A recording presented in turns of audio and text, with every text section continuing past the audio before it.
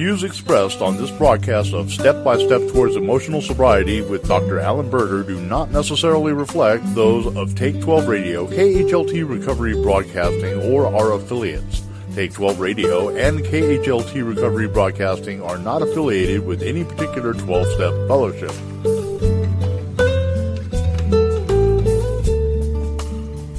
And now, here's your host, Dr. Alan Berger, and the Monty Man.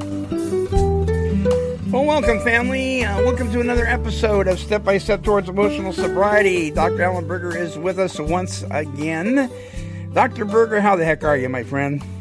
Well, I am fine this evening, Monty. This is a week that we've all been thinking about things we're grateful for, and you and this show are two of the things on my list. Well, thank you so much, and that sure does go likewise. I brag about you a lot because I've learned so much, and I just am so appreciative of all the work that you do, and the amount that you've we don't know how much we contribute in other people's lives. We just don't realize it sometimes. We influence people, and we're going to influence people either for good or for bad, but we are going to influence them, right? That's right. Yeah, sure. You bet. Okay, so the last time that we broadcast step by step, we talked about the topic was emotional sobriety and the steps, and we launched forth with that. So why don't you take us on a little review, and then we'll pick up this week and continue with this thing. Well, one of the things that we're talking about is that the 12 and 12 really is just an incredible text in terms of how it extends and broadens and deepens the application of the 12 steps. Right. I think, as I mentioned last time, I was up in New England at the New England Professional Group Recovery Conference, and I was one of the speakers up there. And another speaker was Fred Holmquist from Hazleton, from the Lodge at the Dan Anderson Renewal Center. And Fred said that he really believes that because the steps, the 12 and 12, was written 17 years after the big book, is that Bill really incorporated in that version of in his discussions of the steps, what he was learning about dealing with emotions.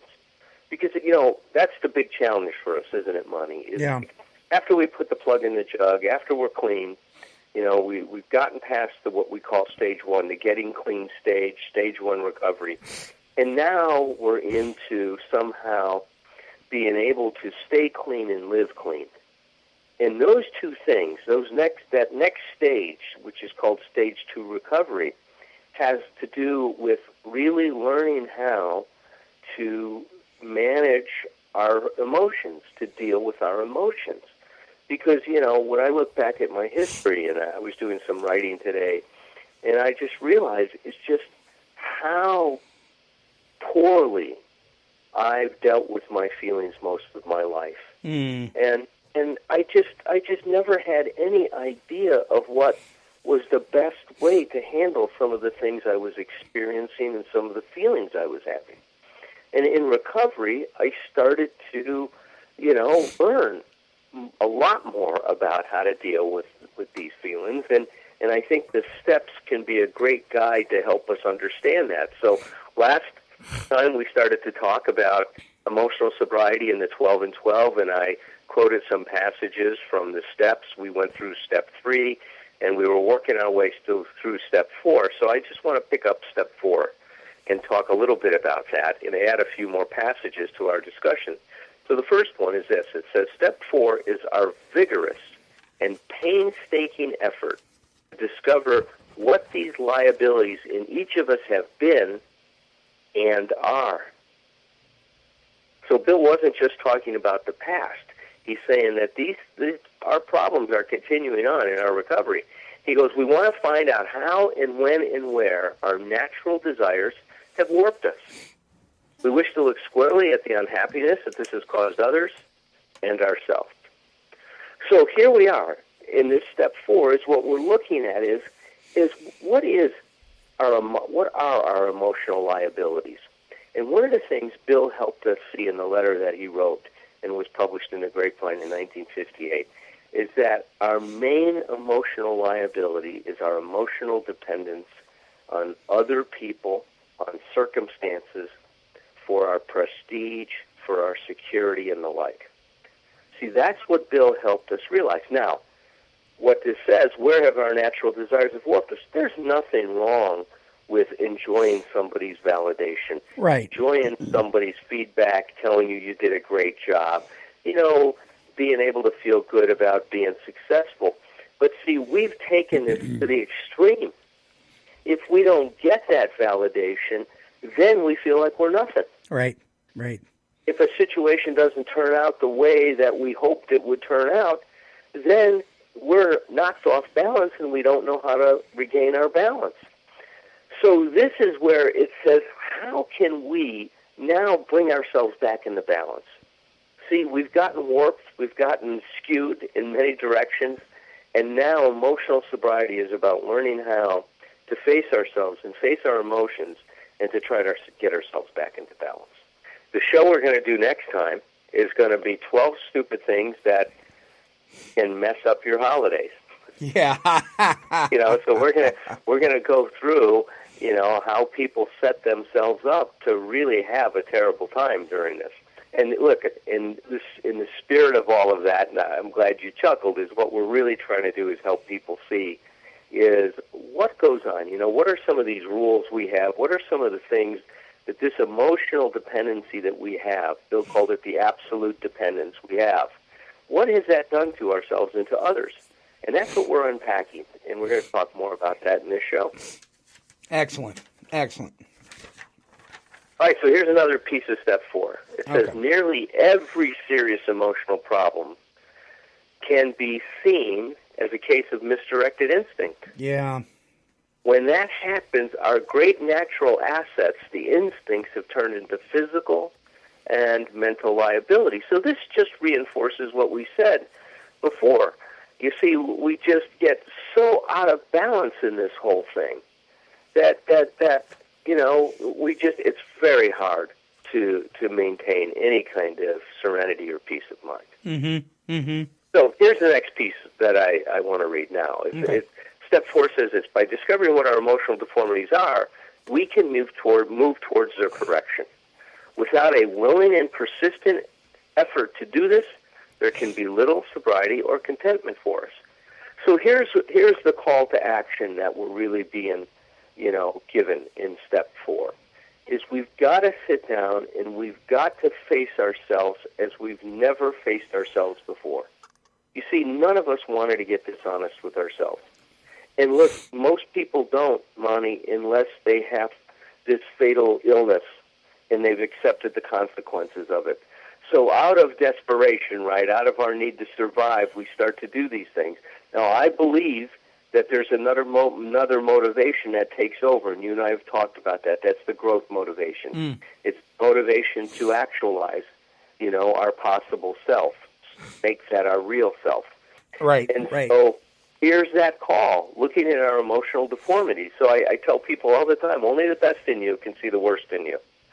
So when you're looking at yourself and you're seeing things about, your behavior, your reactions that you don't like, it's the best of you that's looking at that. Yeah. There's people right now cringing. You know that, right?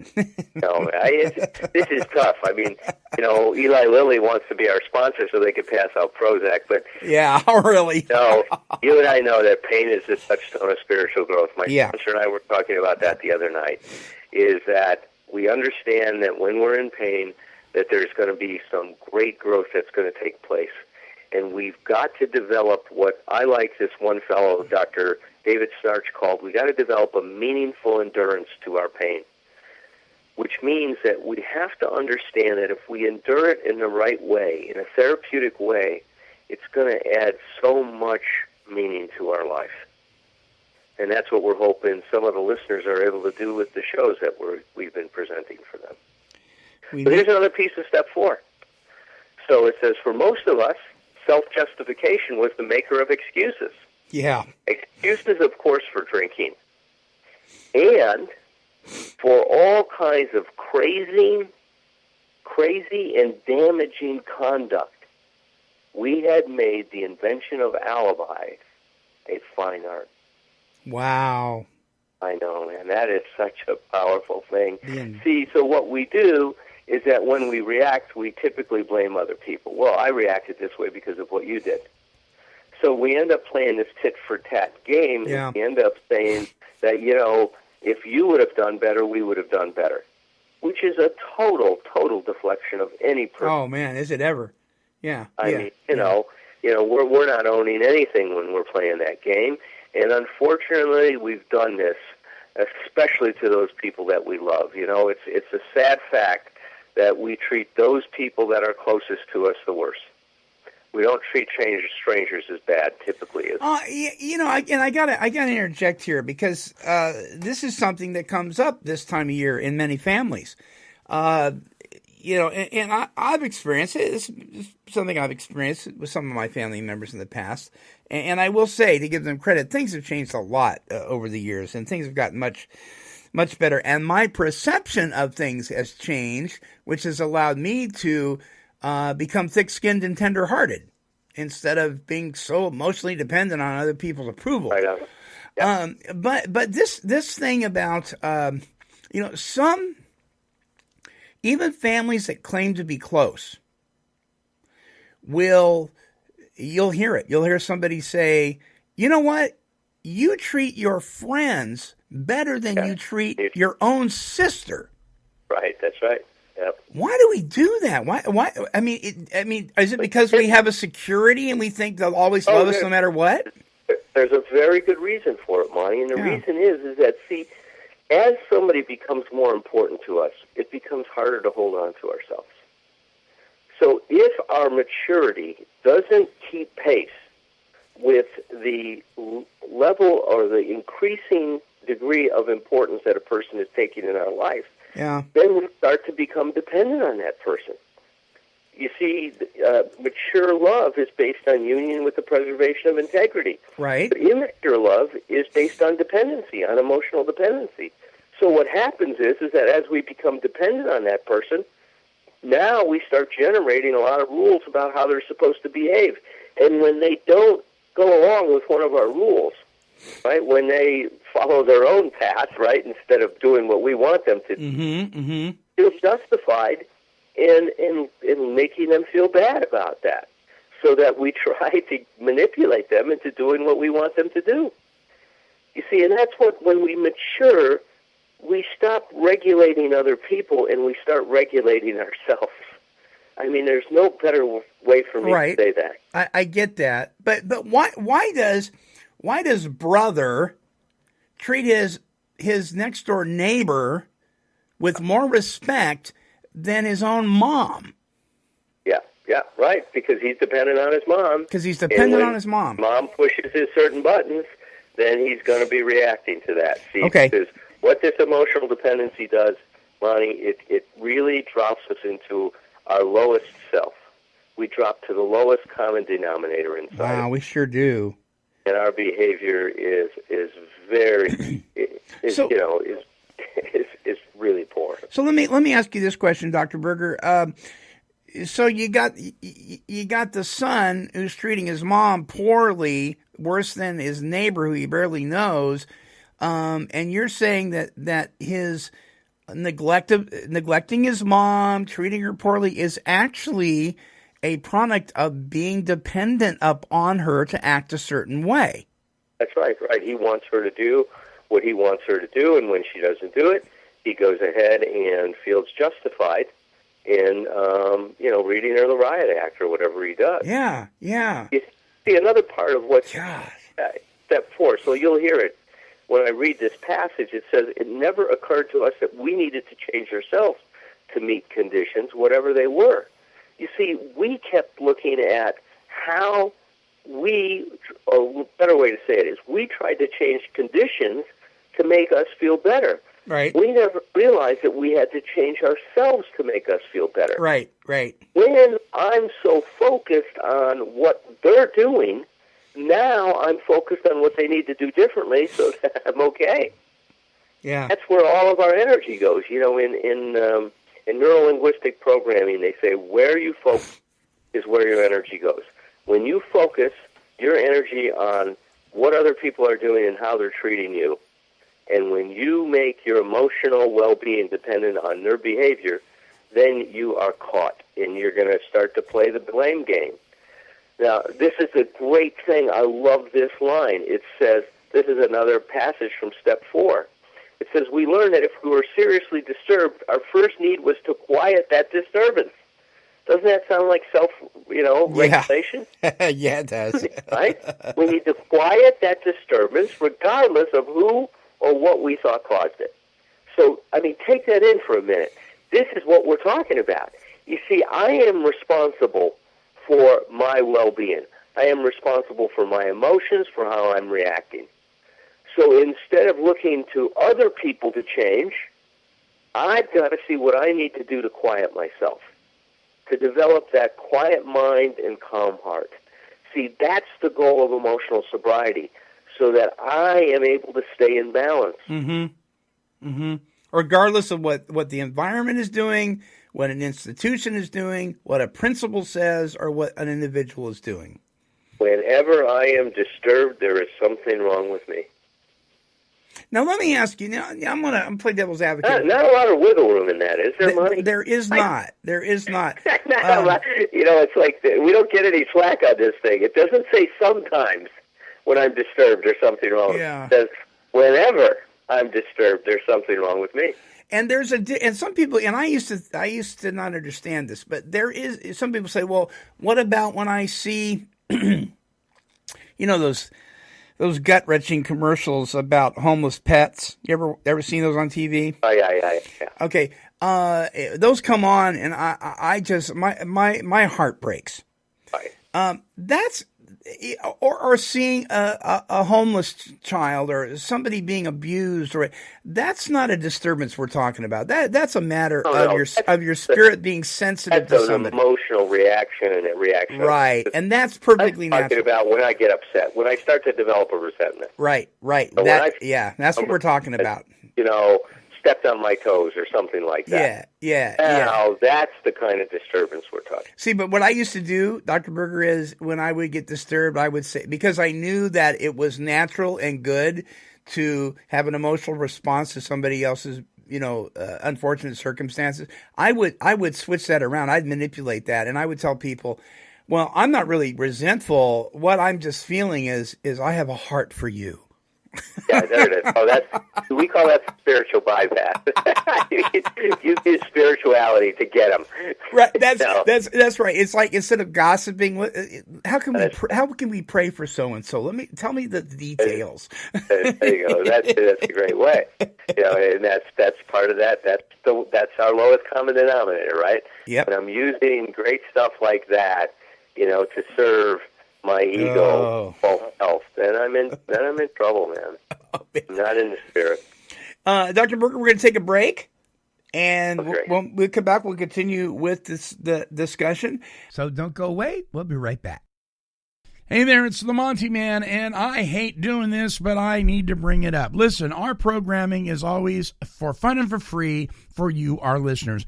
But it is not free for us to maintain our studios, to maintain our equipment, to pay our bills every single month. Nobody here gets paid. The entire staff, all the co-hosts, this is all volunteer. But to keep us on the air, we do have financial obligations. Won't you consider a donation to Take 12 Recovery Radio? If you would preferably consider that, we would so appreciate it, and so would so many. Simply visit us at take12radio.com, scroll down to the bottom of the page, and on the left-hand side, click on the donate button. There you'll see the directions on how to make a donation and contribute to this vital venture of helping break the stigma of addiction and promote recovery. Thanks in advance for your consideration, and God bless. Hey, check it out. You can now access all of our shows from a variety of podcasting platforms, including Apple Podcasts, iHeartRadio, Spotify, Google Podcasts, Stitcher, YouTube, Podomatic, and Player FM. Simply search for Take 12 Recovery Radio, and you'll be tuned into the best in recovery broadcast journalism. Also available at take12radio.com. Hey there, this is Pastor Sean Silveri from the Oregon Ministry Network of the Assemblies of God, and you are listening to the recovery talk and positive music of Take 12 Recovery Radio. All right, so we've been talking, listeners, about emotional sobriety and the steps, and we've been focusing on step 4. You said that you made a statement, the invention of alibis, it becomes a fine art. Wow. And we do. I mean, we don't take responsibility for what we're doing, and a big part of recovery is learning to take responsibility, and also learning some tools. Mm-hmm. We can learn to soothe ourselves, to quiet our mind, to calm our heart. Through some of the future shows, we're going to talk more and more about what are some of the ways people can do that. Well, let me share another tidbit from step 4. Yep. Another excerpt. It says, to see how erratic emotions victimized us often took a long time. I mean, just take that in. See, Bill was recognizing that this process, this people-growing process, it's not like instant oatmeal. You don't just add water and we're done. It takes a lot of work and cultivation. We're told over and over again that more is going to be revealed. So to see how our emotions, these erratic emotions, victimized us, how our emotional dependency victimized us, often took a long time. First of all, we had to admit that we had many of these defects, even though such disclosures were painful and humiliating. Dr. Berger, so many people, they for whatever reason, just never get past a couple of exercises in working these steps, and why is that? They're really ripping themselves off, Monty. I mean, they are, depriving themselves of the incredible benefits when you seriously approach and honestly take these steps. I mean, the therapeutic value of them, and some show we can even go into that, is just phenomenal. It is phenomenal. Well, here's another one. Listen to this. It says, where other people were concerned, another passage from step 4, we had to drop the word blame from our language. This required great willingness to begin. Boy, it sounds like I'm reading to people from a psychology text. People would be surprised if they just tuned in and heard that. They wouldn't know offhand that that's from the 12 and 12. But see, that's the power of the steps. The steps are harnessing a lot of great psychological principles. Yeah, they are. Take responsibility for yourself, getting honest with yourself, looking at yourself, becoming aware of what you're doing. These are all tried and true principles of any effective psychotherapy. And this thing about dropping the word blame from our vocabulary, that includes even if the other person is at fault, correct? Yeah, that's right. That's right. Yeah, that's right. Yeah, our job is not to blame them. It's to see what we can do to take care of ourselves, to soothe ourselves, to calm ourselves, to not take it personal. I mean, if there's one thing I would tell our listeners to really develop a practice of on a daily basis is if you're upset, try to see the other person and what they're doing is not something they did to you, that it's just what they're doing. Emotion and then makes us take things personal. We really personalize all this stuff, and it's not personal. My mentor, Kempler, used to say all the time, to be more personal, you have to stop taking things personal. Right, I love that. Yeah, I've used that quote a lot since we've met. I say that a lot because that was one of the things that Walter said to me that just helped me find a way to hold on to myself and keep my balance.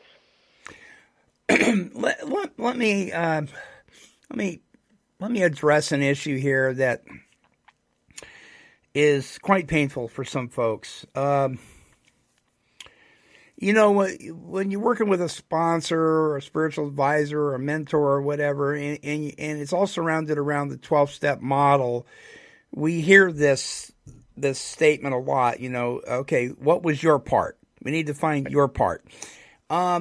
Is there ever a situation, and I'll just say what it is.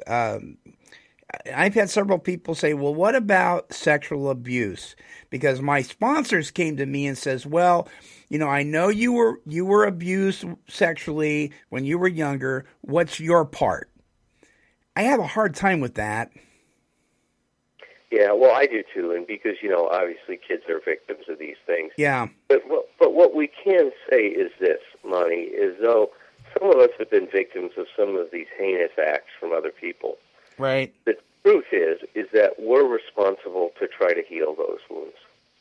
And that becomes our part. If we're not stepping up and finding a way to empower ourselves, that becomes our part.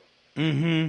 See, if we go ahead and let's say somehow hide behind being a victim and don't take it as how we're being challenged by life, I'll remind our listeners about, Dr. Frankel's work, who was a psychiatrist at Auschwitz, right? And he looked at who survived and who didn't. And it was the men and women that were able to let go of their expectations about what should be happening and instead saw themselves as people that were being challenged by life, and that meaning in their life came from meeting the challenge. Mm.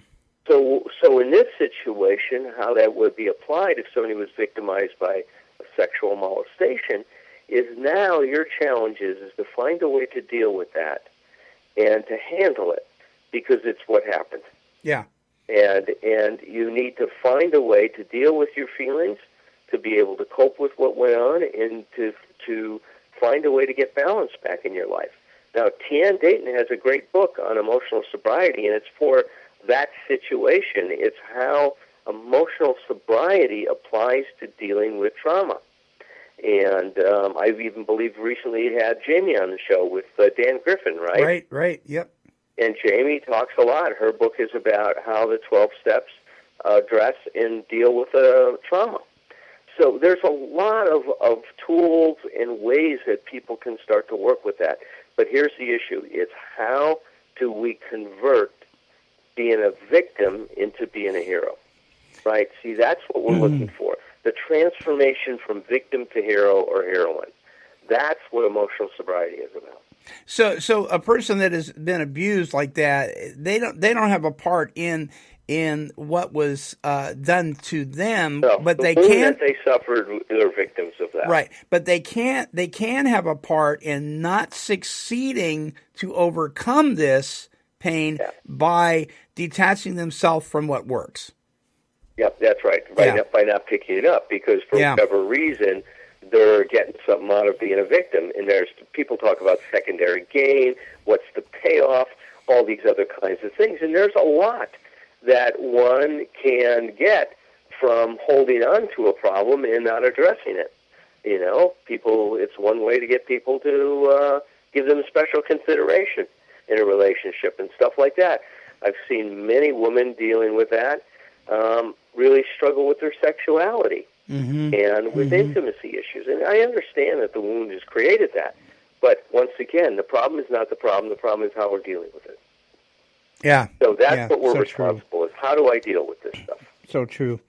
I'm going to tell myself years ago in my middle school, or some call it junior high school days, Dr. Berger, and you and I have talked about how at one time I was so dependent on other people's approval. I told some people that I have leukemia. Wow. And when I did it, I thought I was disgusted with myself that I did that. But it was almost like I couldn't not do it. And I told a couple people, well, then it kind of got around and it got back to my folks, and I was in hot water, And I look back now and I'm thinking, what was going on with me? Well, I was not feeling like I was getting I don't want to use the word attention. I think that Well, kind of minimized. you were feeling you weren't getting more. You were feeling like you didn't belong. I felt like I didn't belong. I wanted somebody to love me, and if that meant I had to create an illness for them to love me, then I would do that. But see, what is so weird, Dr. Berger, is I grew up in a great house. I mean, my parents gave me all the love and attention, and it wasn't thwarted. I mean, what in the heck was going on? Why did I feel so they empty? gave you all that, but one of the things that our parents didn't give us, because our parents don't know how, is how to deal with our emotions. Right. So while they can give you all that love, they can give you all those other things, it doesn't teach you how do I deal with my insecurity. Mm-hmm. How do I deal with when I don't feel like I belong? Mm-hmm. How is it even okay for me to talk about that? You see, I mean, there's all of these other issues.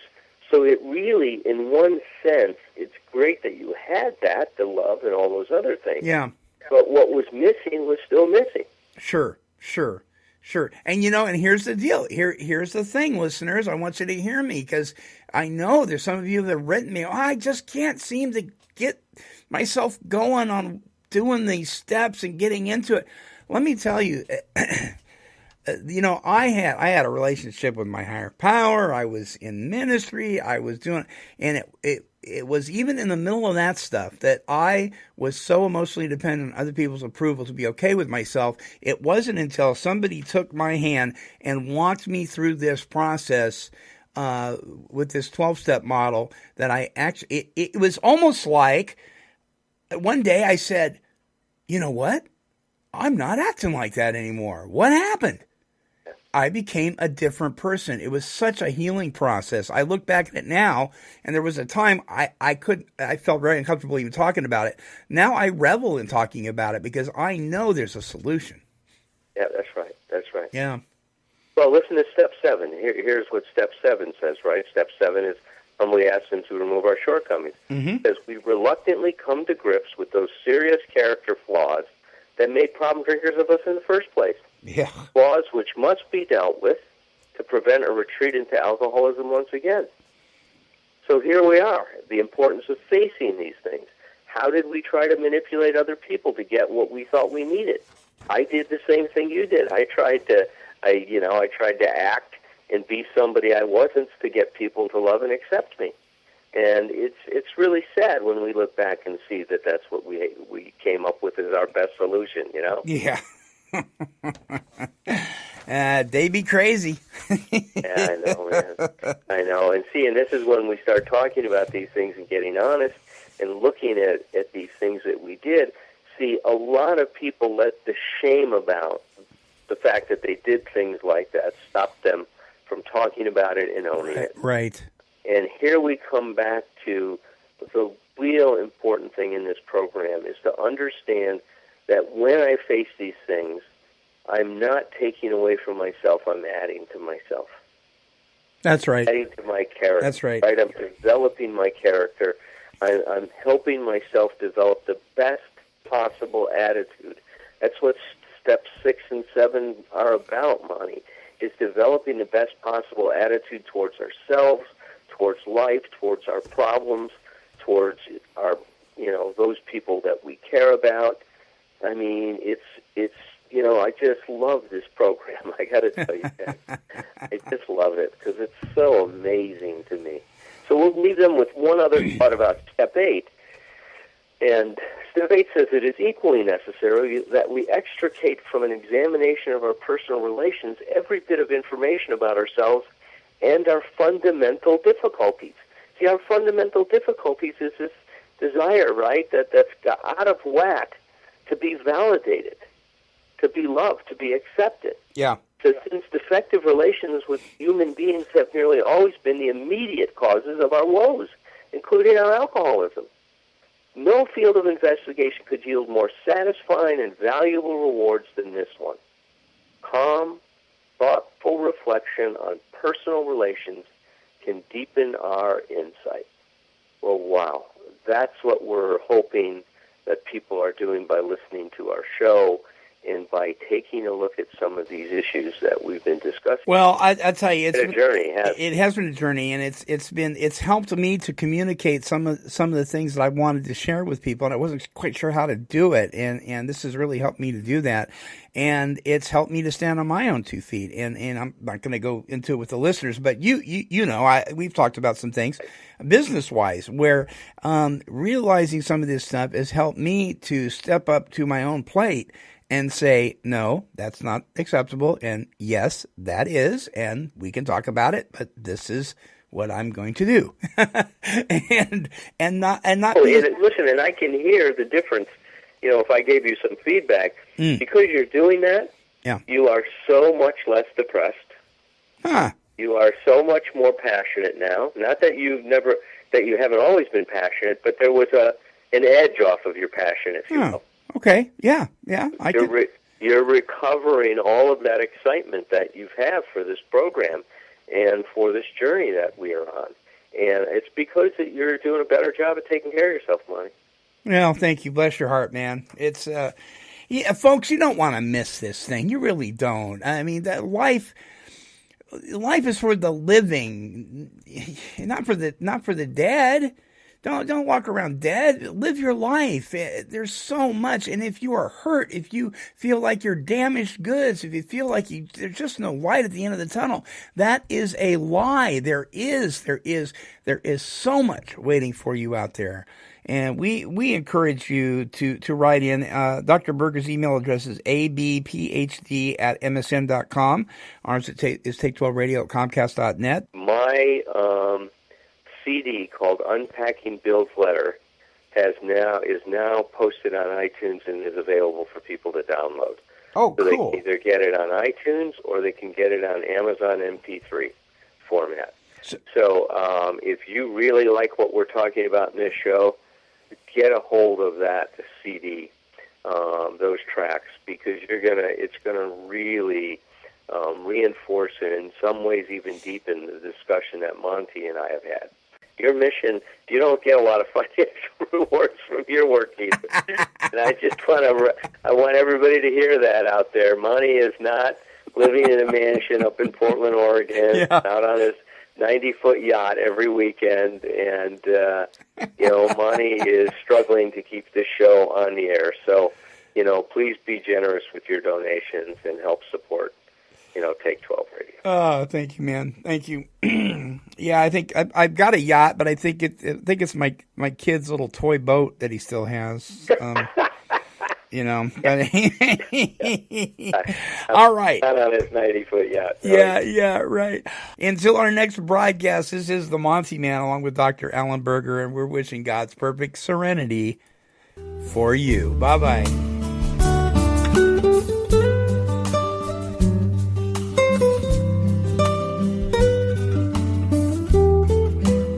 This has been a broadcast of KHLT Recovery Broadcasting.